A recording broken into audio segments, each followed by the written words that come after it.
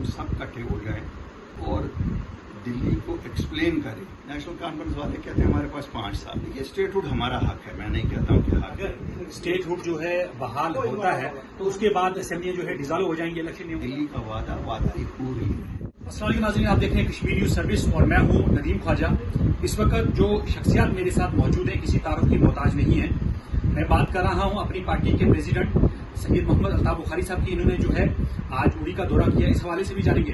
Sir मुझे बताइएगा, जैसा कि नेशनल कॉन्फ्रेंस का जो मैनिफेस्टो था तो क्या कहेंगे इस हवाले से? देखिए, 2 चीज़ें हैं। जैसे आप कहते हैं कि मैनिफेस्टो की इम्प्लीमेंटेशन के बारे में अगर बात की जाए तो आप बिल्कुल सही है। नेशनल कॉन्फ्रेंस वाले कहते हैं हमारे पास 5 साल है। मेरा मानना है well begun is half done. इनका वेल बिगन नहीं हुआ। मैं इनसे कहूँगा कम से कम नौकरियां आपने पहले 3 महीने में ही कहा था, वो 5 साल का नहीं आपका वादा था। जो बिजली की 200 यूनिट या 300 यूनिट की बात जो की थी वो भी पहले ही महीने का आपने कहा था। गैस सिलेंडर भी पहले ही महीने का कहा था। पेंशनर्स का पेंशन भी पहले, डेली वेजर्स का आपने कहा था 30 दिन में कर देंगे। तो ये चीज़ें तो आप कर सकते हैं, करिए, बराई करम करिए। अभी भी साल पूरा नहीं हुआ है, 10 महीने हुए हैं। तो ये आपके परफॉर्मेंस पे बहुत बड़ा सवाल का निशान रखेगा। जी अल्ताफ साहब, मुझे बताइएगा जो स्टेटहुड के हवाले से जो नेशनल कॉन्फ्रेंस इसको कह रही है कि स्टेटहुड हो, क्या कहेंगे आप इसमें? देखिए, स्टेटहुड हमारा हक है, मैं नहीं कहता हूँ कि हक नहीं है। लेकिन ये अगर नेशनल कॉन्फ्रेंस को ये लगता है कि वो अकेले ये ला सकते हैं, जब तक ना हम सब इकट्ठे हो जाएं और दिल्ली को एक्सप्लेन करें ये हमारा हक है और उनको कन्विंस भी करें, तभी वापस आ सकता है।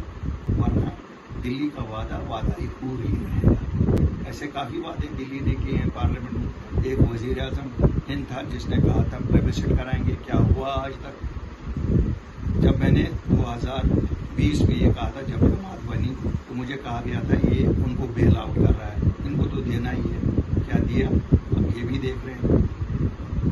आज ये स्टेटहुड लोगों के लिए नहीं ढूंढ रहे, मैं आपको सच बताऊं। ये ढूंढ रहे हैं क्यों?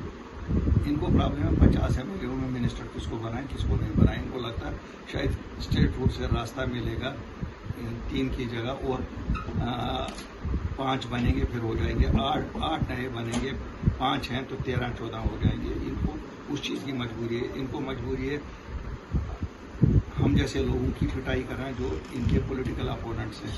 वो पुलिस के बिना इनको हो नहीं सकता, क्यों? ये पुलिस को इस्तेमाल करना तो बखूबी जानते। बाकी जो इनको करना है अपने पॉलिटिकल अपोनेंट्स के खिलाफ वो ये कर रहे हैं, बिल्कुल इस तरह से इतनी बेशर्मी से कर रहे हैं कि मुझे शर्म आती है कहते हुए भी कि ये क्या कर रहे हैं। कहीं ना कहीं पिछले दिनों आपकी पार्टी का एक बयान भी सामने आया था मीर साहब का। उन्होंने कहा था कि रुकावट इनको कहाँ पे आ रही है? इनको तो कहीं पे रुकावट नहीं आ रही है। इनको रुकावट आ रही है पहले इनका जो कोलिशन पार्टनर है, शायद वो कहीं ना कहीं इन 2 में आपस में जंग लगी है, कौन क्रेडिट लेगा। ये क्रेडिट लेने के चक्कर में अब आप देख रहे हैं वो कहीं एक गली से निकल के दूसरी गली से निकल के कहीं पहुंचते हैं। ये लोग कहते हैं हमें पता ही नहीं, हमें पूछा ही नहीं। तो इनकी आपस की जंग में हमारी स्टेटहुड हो रही है। बाकी मुझे नहीं लगता है कोई रुकावट होनी चाहिए, इतना मैंडेट में कोई रुकावट होनी चाहिए।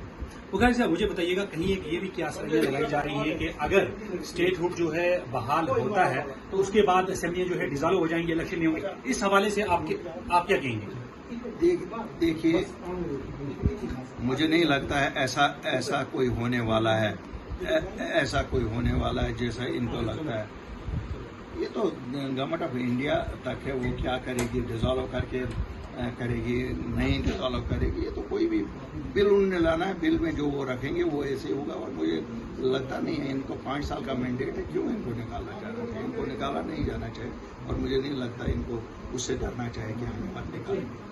अल्ताफ साहब, आखिरी सवाल मेरा उड़ी के मुताल्लिक आपसे रहेगा, क्योंकि बहुत सारे लोगों का ये भी कहना था कि एक टाइम जो है अल्ताफ साहब ने ये कहा था कि मैं उड़ी से खुद जो है इलेक्शन कॉन्टेस्ट करूंगा, और कहीं एक लोगों ने ये कहा था कि हमारी जो उम्मीद की किरण कहीं ना कहीं जागी थी कि अल्ताफ साहब जो है उड़ी से खुद इलेक्शन लड़े। उसके बाद अचानक से दूसरी पार्टी को जो है आपने देखिए इलेक्शन कौन कहाँ से लड़ेगा ये पॉलिटिकल अफेयर्स कमेटी पार्टी की तय करती है। और पिछले اسمبلی الیکشن میں ہم نے ووٹوں کا ڈویژن روکنے کے لیے فیصلہ پارٹی کا تھا کہ نہیں صاحب ہمیں وہاں جو دوسری جماعت کا کینڈیڈیٹ تھا اس کو سپورٹ کرنا چاہے، اور ہم نے کیا، اور آپ نے دیکھا ایک لوگوں نے بھی ایک بھرپور سپورٹ دیا۔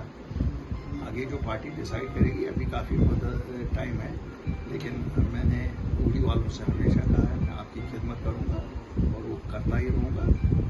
اگر میں یہ نہیں کہوں گا کہ 100-200 لوگ روز مجھے اوڑی کے ملتے ہوں گے، کم از کم اگر میں 300-400 لوگوں سے دن کو ملتا ہوں، 5-10 تو اوڑی کے بھی ہر دن ہوتے ہیں سری نگر۔ اس کے بنا میرا کانسٹیچوئنسی انچارج یہاں ہے، آرگنائزیشن کو ہم اسٹرینتھن کر رہے ہیں۔ اگر ہمارے لیے اوڑی امپورٹنٹ نہیں ہوتا تو ہم کیوں کریں؟ دیکھیے ایسا تو ہے نہیں، کافی آپ کو کانسٹیچوئنسی ملے گی جہاں ہماری کوئی ایکٹیویٹی نہیں ہو رہی ہے، لیکن جو ہمارے لیے امپورٹنٹ ہے۔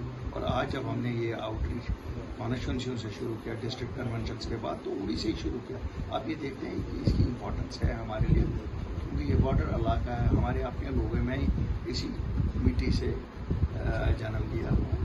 یہ میرے لیے بہت عزیز علاقہ ہے، میں ان کی خدمت کرتا ہوں۔ بہت بہت شکریہ۔ یہ تھے ہمارے ساتھ الطاف بخاری صاحب۔ انڈائریکٹلی کہیں نہ کہیں ہمیں یہ پتہ چل گیا کہ الطاف صاحب جو ہے اس بار بھرپور جو ہے پوری تیاری کے ساتھ جو ہے اوڑی کانسٹیچوئنسی سے کہیں نہ کہیں ہمیں یہ دیکھنے کو مل رہا ہے کہ الیکشن لڑیں گے۔ کیمرہ مین کے ساتھ میں ندیم خواجہ، KNS اوڑی۔